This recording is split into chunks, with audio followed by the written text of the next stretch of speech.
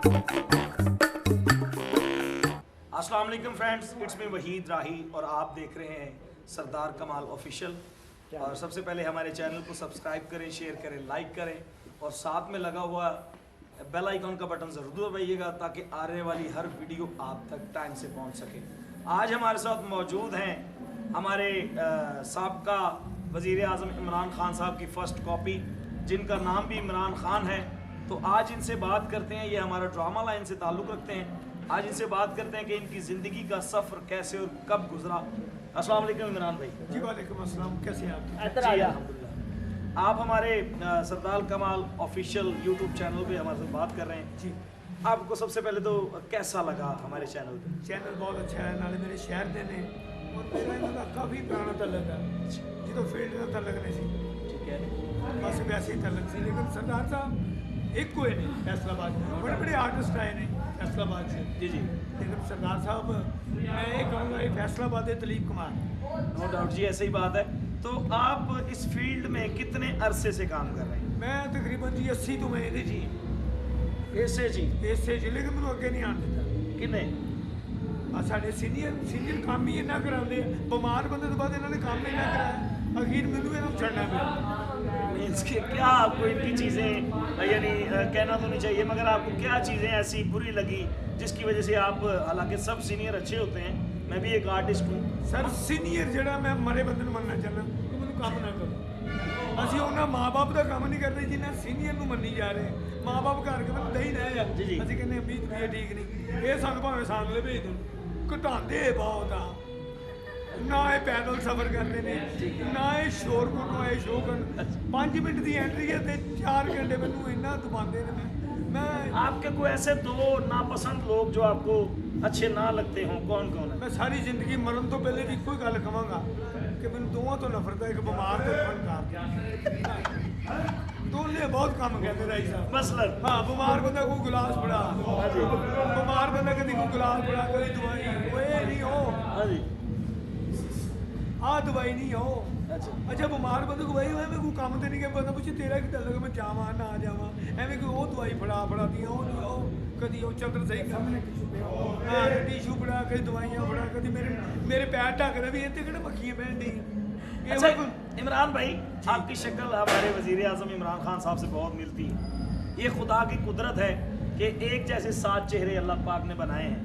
तो आपने कभी सोचा कि अगर मैं इमरान खान साहब की जगह पे होता या वो मेरी जगह पे होते, या आपको एक दिन का सीएम बना दिया जाए, यानी हमारे पाकिस्तान का वज़ीर आज़म बना दिया जाए, अगर बना दिया जाए, अल्लाह ना करे कि आप बने, ये मेरी दुआ है आपकी।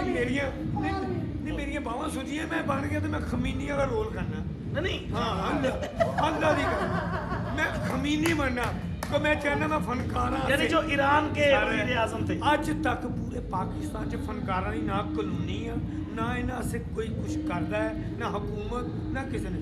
लेकिन मैं फनकारा से कब्रस्तान बनावांगा फ्लड लाइट कि जिहदी लाश लेट आ वो एंट्री है, उनके बाद इन्हें दफनाया जाएगा। मैं चाहना म्यूजिक ने दफनावा इन्हें, क्यों म्यूजिक जी रहते तो म्यूजिक मैनू नफरत ही बहुत इन्हों तो, अपनी बूढ़ी तो बाद फनकारा तो नफरत। यानी आपकी शादी हुई है? शादी ऐसी ते बच्चे तुहाडे किन्ने ने? 5-50 साल च मैं ब्याह कराया। मैं सोहने बंदे ते फनकार कदी नहीं देखिया, ते आखिरी मशहूर तिन्ने काम भेज देंदे ने। अगर अल्लाह ना करे, अल्लाह ना क्यों ना अल्लाह ना करे, सुन तो ले मेरी बात तो सुन ले, मैंने जो अल्लाह ना करे, अल्लाह ना करे, क्यों ना अल्लाह ना करे, की वजह अल्लाह ना करे आप मर जाते हैं, मैं ये कहने लगूँ आप।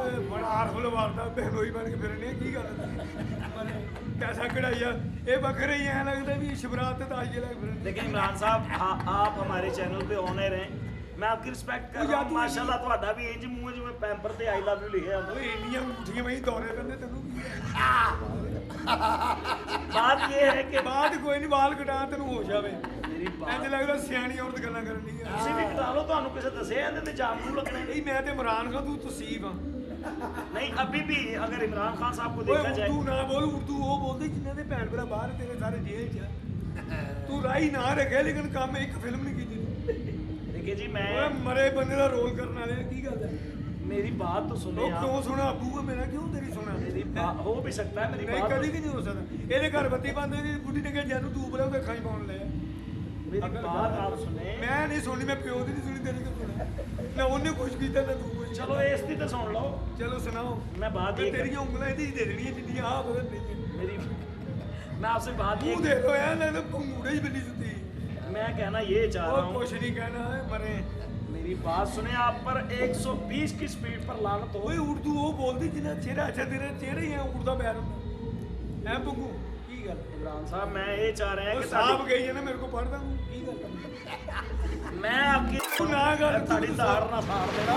ਤੂੰ ਮੈਨੂੰ 100 ਦੇ, ਮੈਨੂੰ ਨਹੀਂ ਚਾਹੀਦੀ ਇੱਜ਼ਤ। मेरी इमरान साहब बात ਹਾਂ, सुने। ਇਹੋ ਜਿਹੇ ਬੰਦੇ ਦੁਆਵਾਂ ਦੇਈ ਜਾਂਦੇ, ਤੈਨੂੰ ਅੱਲਾ ਆ ਦੇਵੇ, ਤੈਨੂੰ ਸਿਹਤ ਦੇਵੇ, ਮੈਨੂੰ ਫੈਰ ਵੱਜੀ, ਮੈਨੂੰ 100 ਦੇ, ਮੈਂ ਖਾਵਾਂ ਪੀਵਾਂ। मैंने इसीलिए प्रोग्राम शुरू होने से पहले ਤੂੰ ਨਾ ਸ਼ੁਰੂ ਕਰਦਾ, ਮੈਨੂੰ ਕਿਹੜਾ ਰੋਟੀ ਮਿਲਣੀ ਇਹਦੇ वो ਚ? मेरी गल ते सुन लो इमरान साहब, जिस वजह तो प्रोग्राम बना रहे हैं मेरी ना। मेरी ते सुनो तुसी। ਨਾ ਬਣਾਓ ਪ੍ਰੋਗਰਾਮ। सर मेरी गल ते सुनो, जी सर। ਜਿਹੜੀ ਗੱਲ मैं ये कहना चाह रहे हैं कि अगर ਤੁਹਾਡੇ ਕੋਲ ਇਕੱਠਾ ਹਾਂਜੀ ਕੋਈ 250-300 ਮਿਲੀਅਨ ਡਾਲਰ ਆ ਜਾਂਦਾ ਹੈ ਹਾਂਜੀ। ਤਾਂ ਤੁਸੀਂ ਪਾਕਿਸਤਾਨ ਲਿਖੀ ਕਰੋ।